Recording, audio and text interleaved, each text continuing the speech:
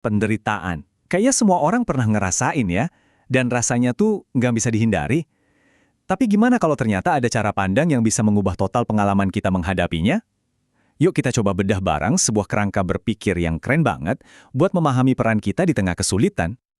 Coba deh, pikirin sebentar. Kalau rasa sakit itu udah pasti bakal kita alami, apa kita cuma bisa pasrah aja? Diem? Terima nasib? Atau jangan-jangan kita sebenarnya punya peran yang lebih aktif dari itu? Nah, pertanyaan ini yang bakal jadi kompas kita selama pembahasan ini. Nah, ini dia nih kuncinya. Kutipan ini benar-benar game changer. Jadi fokusnya itu bukan lagi gimana caranya lari dari rasa sakit. Jujur aja itu kan mustahil ya. Tapi pertanyaannya jadi, pas rasa sakit itu datang, kita mau ngapain? Nah, disitulah letak kekuatan kita yang sebenarnya. Dan biar jelas, semua ide yang akan kita bahas ini nggak asal muncul gitu aja ya. Perspektif ini diambil dari buku A Theology of Christian Counseling. Penting buat tahu sumbernya, biar kita paham kenapa kerangka berpikirnya bisa begitu terstruktur dan dalam. Oke, kita langsung masuk ke bagian pertama, dan ini menurut saya ide yang paling bisa mengubah cara pandang kita. Kita kan sering banget ya menyebut rasa sakit dan penderitaan seolah-olah itu hal yang sama. Ternyata, menurut kerangka ini, dua hal itu beda banget, beda jauh, dan ngerti perbedaannya ini adalah langkah pertama buat kita mengambil alih kendali. Jadi, coba deh bayangin rasa sakit itu bukan sebagai musuh. Anggap aja dia itu kayak alarm. Yap, cuma sebuah sinyal. Kayak alarm kebakaran gitu, bunyinya emang ganggu, nggak enak didengar, tapi tujuannya kan baik. Ngasih tahu ada yang nggak beres. Mau itu sakit kepala, patah hati, atau rasa bersalah, semuanya itu cuma data. Pesan yang minta perhatian kita. Nah, coba lihat perbandingannya. Di satu sisi, ada rasa sakit, si alarm yang bunyi tadi. Objektif. Di sisi lain, ada penderitaan. Nah, ini adalah respons kita terhadap alarm itu. Subjektif. Jadi, rasa sakit itu mungkin nggak bisa dihindari. Tapi penderitaan, itu ternyata pilihan. Disinilah kita punya kuasa. Mau kita biarin rasa sakit itu menghancurkan kita, atau kita mau ubah itu jadi bahan bakar buat sesuatu yang lebih besar. Oke, jadi kalau penderitaan itu adalah respons kita, pertanyaan berikutnya kan jelas. Gimana caranya merespons dengan lebih baik? Nah, jawabannya ada di sini, di bagian kedua ini, yaitu soal perspektif. Yuk kita lihat gimana sebuah sudut pandang bisa mengubah total makna dari rasa sakit itu sendiri.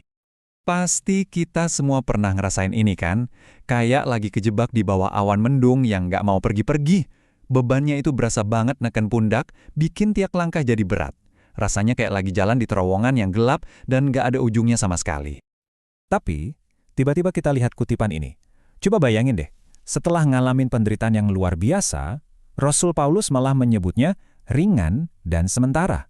Kedengarnya agak gila kan? Kok bisa? Kuncinya itu ada di perbandingan.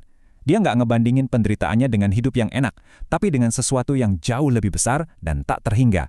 Sebuah kemuliaan kekal. Nah, ini dia nih alat mental yang super kuat. Kita tetap lihat jalan yang penuh duri di depan, tapi mata kita juga tertuju ke tujuan yang terang di ujung sana. Dari sudut pandang keabadian, setiap penderitaan seberat apapun itu ternyata punya tanggal kedaluarsa. Cuma dengan mengingat kalau semua ini hanya sementara, itu udah bisa ngubah segalanya. Oke, kita udah bisa bedain antara rasa sakit dan penderitaan. Kita juga udah lihat betapa kuatnya sebuah perspektif. Tapi mungkin masih ada satu pertanyaan yang paling ngeganjel di hati, yaitu kenapa? Kenapa sih ini harus terjadi sama saya? Apa ini semua cuma kebetulan yang kejam atau jangan-jangan ada tujuan di baliknya? Yuk kita coba cari tahu kemungkinannya. Nah, kerangka ini ngasih kita 4 kemungkinan jawaban kenapa. Pertama, bisa jadi kesulitan kita itu bagian dari sebuah cerita yang lebih besar untuk sebuah tujuan yang mulia. Kedua, mungkin itu semacam lampu kuning di jalan, peringatan buat kita kalau kita salah arah. Ketiga, dan ini yang paling sering kita rasain, penderitaan itu bisa jadi guru terbaik. Pelajaran paling berharga kan seringnya datang dari ujian paling berat ya. Dan yang terakhir, penderitaan itu bisa jadi sebuah tes, ujian iman dan keyakinan kita. Tiba-tiba, rasa sakit itu bukan lagi sekedar nasib sial, tapi jadi sebuah peristiwa yang mungkin punya makna. Oke, kita udah kumpulin semua potongan puzzle-nya nih.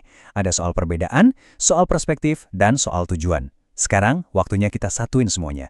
Apa sih benang merahnya? Apa inti dari semua ini? Jadi apa kepingan terakhir yang menyempurnakan gambar ini? Apa jawaban utamanya? Dan ini dia jawabannya, pertumbuhan melalui ujian. Simple banget kedengarannya, tapi dalam. Artinya apa?